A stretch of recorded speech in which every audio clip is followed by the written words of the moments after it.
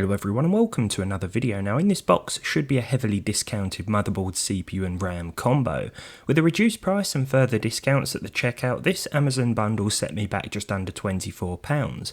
I found it during an evening of aimlessly scrolling through listings, hoping something would catch my eye. This popped up at about page 18 and had prime shipping. I have a good idea of what to expect as the listing was quite clear and the photo wasn't just a stock image, but let's get into the box and discuss the finer details. The first thing I noticed was the I/O shield and single SATA cable sitting atop the pretty well packaged motherboard combo itself. We've also got a printout in here which labels the various pin headers, and I'm always appreciative of this, especially in cases where no other documentation is included or the board itself is a generic model, like this one. It's nice to see an anti-static bag too. You'd be surprised at how often I've just been sent a used motherboard in a padded envelope. Speaking of condition, the board looks new, as does the vibrant green fanned CPU cooler, but it's safe to assume that due to the age of the RAM and CPU included here, these parts are second hand, which is absolutely fine.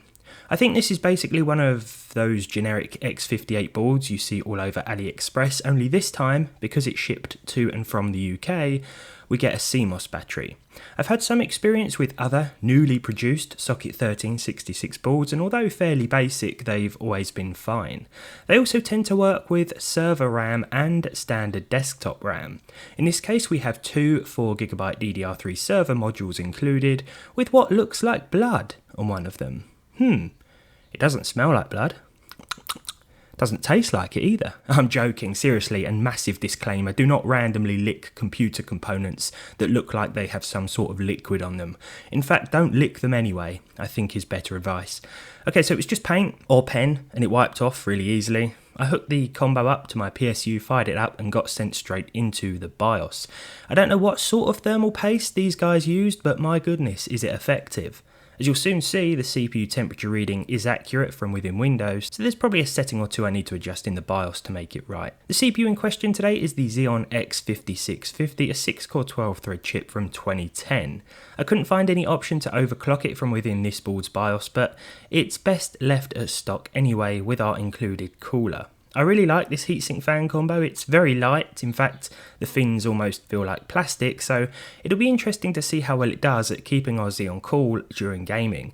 Before that though, I swapped the 8GB of server memory out for 16GB of regular desktop 1333MHz RAM, which worked perfectly. I won't dwell too long on performance because we've covered old Xeons before, but I will say that for everyday use under Windows 10, the ones with higher core counts are still adequate, especially if you can find them as part of a super cheap bundle like this. I was keen to check that the board and cooler actually allowed our chip to function properly though, and to do that I stuck an 8GB RTX 3050 in the system, running at PCIe X16 2.0 mode of course, due to board limitations. Most of the time the X5650 sat between 2.66 and 2.8 GHz, which I guess is the all-core speed. The highest temperatures I saw were in Cyberpunk, where it was common to see mid to high 70s. The board seemed to cope fairly well with today's gaming tests, and surprisingly the cooler was fine for stock speeds as well. As you can imagine, the X5650 will struggle in modern games.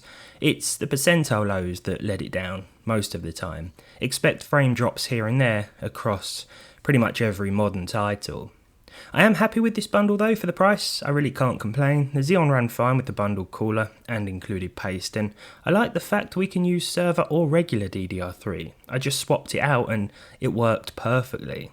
With all that said, I think I'm finally drawing a line under socket 1366. I'll make an exception for the i9 990X when and if I can find one, but as far as old Xeons go, I think I'm done. It's time to move on. Yeah, I've definitely said that before. Thanks for watching, and I'll see you next time.